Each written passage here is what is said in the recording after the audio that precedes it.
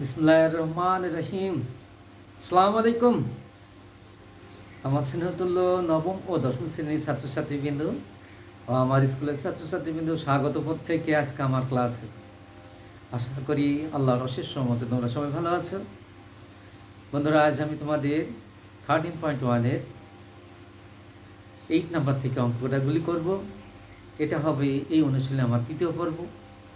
এই 8 নম্বর অঙ্কটা বোর্ড এক্সামে আসে, এই জন্য অবশ্যই গুরুত্ব দেবে তোমরা বন্ধুরা। তাহলে চলো আমরা প্রথমে 8 নম্বর অঙ্কটা বোঝার চেষ্টা করি। আমরা করছি কিন্তু সমান্তরধারা। সমান্তরধারার এনতম পদের সূত্র হলো a plus n minus 1 D. সমষ্টির সূত্র হচ্ছে s সমান n/2 into 2a plus n minus 1 D. কি বলো, তাই না? তাহলে চলো বন্ধুরা আমরা 8 নম্বর অঙ্কটা বোঝার চেষ্টা করি। এখানে কি আছে সেটাই। প্রশ্নটা আছে, দেখো, কোন সমান্তরধারার m-তম পদ n-তম পদ m হলে ধারাটির m প্লাস n-তম পদ কত? ওকে বন্ধুরা, তাহলে কোন সমান্তরধারায় m-তম পদ কত? n-তম পদ m হলে ধারাটির m প্লাস n-তম পদ কত? এটা অনেক ইম্পর্টেন্ট। এই অঙ্কটা ঘুরাই ফিরে বোর্ডে আসে। ওকে, তাহলে দেখো m প্লাস n-তম পদ কত এটা চেয়েছে। দেখো এখানে কোন ধারা আকারে দেওয়া নেই, তাহলে নিচে আমাকে ধরে নিতে হবে প্রথম পদ সাধারণত ডি। ওকে, তাহলে দেখো বন্ধুরা, ধরি সমান্তরধারা প্রথম পদ কত? আমরা এ ধরলাম। সাধারণত কত ধরলাম? ডি। আচ্ছা, আমরা জানি যে n-তম পদের সূত্র হলো কি a plus n minus 1 D হয়, তাই না? তাহলে আমরা m-তম পদ লিখতে পারি কি a plus m minus 1 D, অর্থাৎ অক্ষরটা চেঞ্জ করে দেবো। n-তম পদ হলো a plus n minus 1 D, তাহলে m-তম পদ হবে a plus m minus 1 D.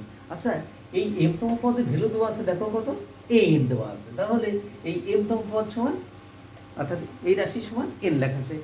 আবার দেখো n-তম পদ সমান m দেওয়া আছে, আমরা লিখলাম n-তম পদ সমান লেখা যায় a plus n minus 1 D সমান সমান m।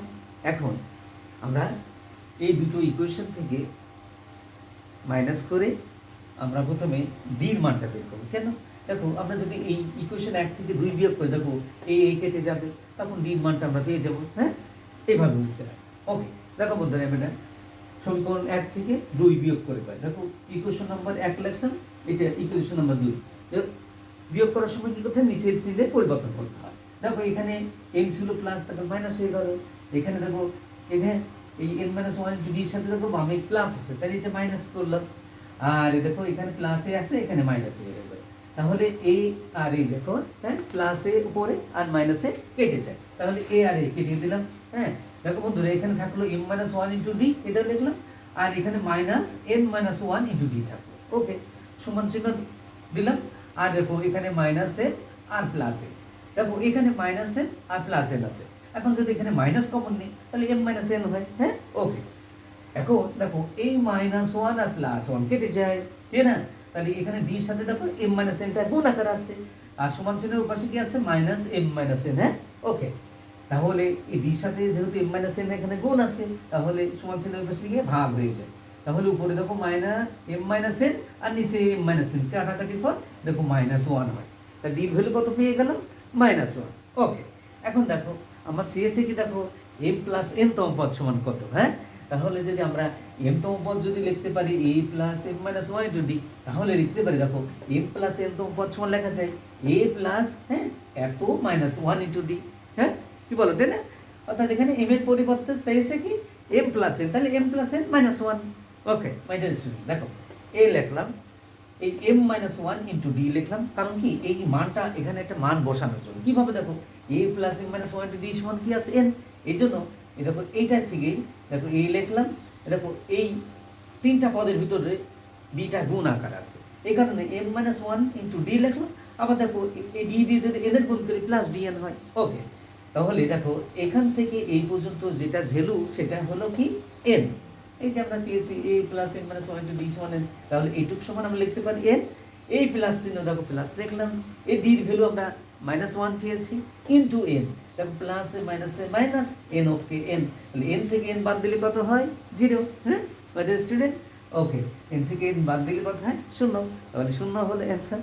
এটা খুব ইম্পর্টেন্ট বন্ধুরা, এই জন্য এটা অবশ্যই গুরুত্ব দেবে। তাহলে আমরা একটা বুঝলাম, সমীকরণ 1 থেকে 2 বিয়োগ করলাম, বিয়োগ করে এখান থেকে আমরা ডি এর মানটা বের করলাম। ডি এর মানটা যখন পেয়ে গেলাম তখন লিখলাম যে এম প্লাস এন সমান এ প্লাস এত minus one into D.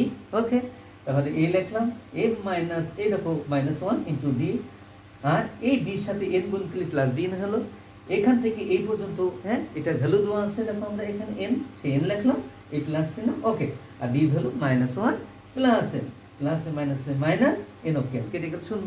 Okay my dear student, now I am going to do the sum number 9। হ্যাঁ, বলতেছে এখানে কি জানো বন্ধুরা, 1 + 3 + 5 + 7 ডট ডট ডট ধারাটি এন পদের সমষ্টি কত। হ্যাঁ, আমরা এখন সমষ্টি সূত্র চলে আসবো। হ্যাঁ, সমষ্টির সূত্র কি যেন মনে আছে না, বলো?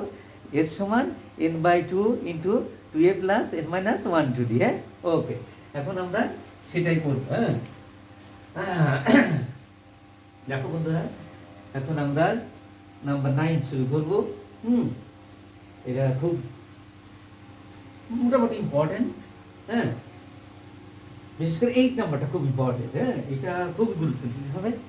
আচ্ছা, তাহলে আমরা 9 থেকে শুরু করি। হ্যাঁ, 1 + 3 + 5 + 7 ধারাটির n পদের সমষ্টি কত।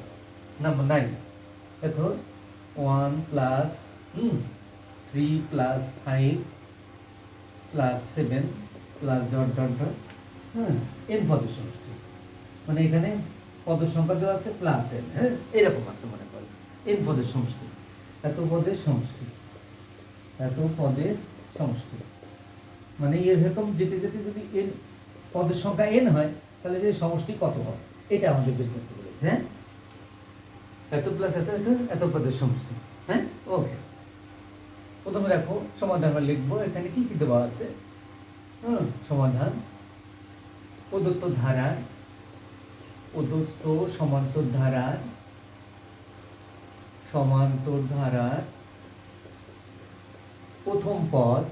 হ্যাঁ, প্রথম পদ দেখো a সমান দেওয়া আছে 1, সাধারণ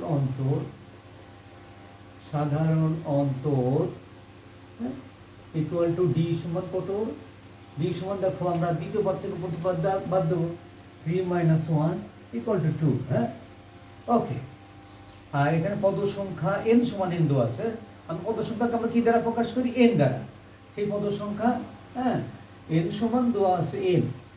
ওকে মাই ডিয়ার স্টুডেন্ট, তাহলে আমরা সমষ্টি s সমান আমরা লিখতে পারি। দেখো সমষ্টি হ্যাঁ s = তোমরা নিশ্চয়ই জানো সূত্রটা। হ্যাঁ, s = লেখা যায় n/2 into 2a + n - 1 into b। ওকে বন্ধুরা, দেখো n এর মান n। ওকে, এরকম লিখলাম 2। হ্যাঁ, এর ভ্যালু কত? এর ভ্যালু দেখো 1 আছে, 1 লিখলাম, n এর জায়গায় n থাকলো। হ্যাঁ, আর d এর ভ্যালু কত দেখো 2। ওকে বন্ধুরা, এখন লিখলাম n। হ্যাঁ, উপর থাকলো n আর নিচে 2। এখানে দেখো 2 সাথে n গুণ করলে 2n হয়, 2 সাথে -1 গুণ করলে -2। ওকে বন্ধুরা, দেখো এখন এই -2 আর +2 কেটে গেল। হ্যাঁ, উপর থাকলো n/2 ইন্টু হ্যাঁ এই 2n। দেখো এই 2 কেটে যায়, থাকে কি দেখো n আর n গুণ করলে n²। হ্যাঁ, কি বলো, তাই না বন্ধুরা? ওকে, দেখো এটা আমি আবার বুঝাই। 1 + 3 + 5 + 7 ডট ডট ধারাটির n পদের সমষ্টি কত। ওকে, n পদের সমষ্টি মানে এদের পদ সংখ্যায় n ই দেওয়া আছে। হ্যাঁ, এদের মান n দেওয়া আছে। প্রদত্ত সমান্তর ধারার প্রথম পদ a সমান কত? 1। সাধারণত d সমান কত? দেখো দ্বিতীয় পদ থেকে প্রথম পদ বাদ দিলে কত হয়? 2। আবার 5 থেকে 3 বাদ দিলে হয় 2, 7 থেকে 5 বাদ দিলে 2 হয়। ওকে, তাহলে এটা একটা সমান্তর ধারা। পদ সংখ্যা n সমান কত দেওয়া আছে? n। ওকে, তাহলে আমরা সমষ্টির সূত্র কি জানি? n/2 into 2a + n - 1 into d। এই n করতে n বসালাম, এর ভ্যালু হচ্ছে 1, n - 1 ইন্টু d এর ভ্যালু কত? 2। দেখো n - 1 এর সাথে 2টা একটি গুণ আকার আছে, তাহলে 2 এর সাথে n গুণ করলে 2n, 2 এর সাথে -1 গুণ করলে -2। দেখো এই +2 আর -2 কেটে যায়। হ্যাঁ, এখানে থাকলে n/2 ইন্টু 2n, এই 2 কেটে গেলে n আর n গুণ করলে হয় n²। Thank you my dear student, thank you very much. আসসালামু আলাইকুম ওয়া রাহমাতুল্লাহি ওয়া বারাকাতুহু।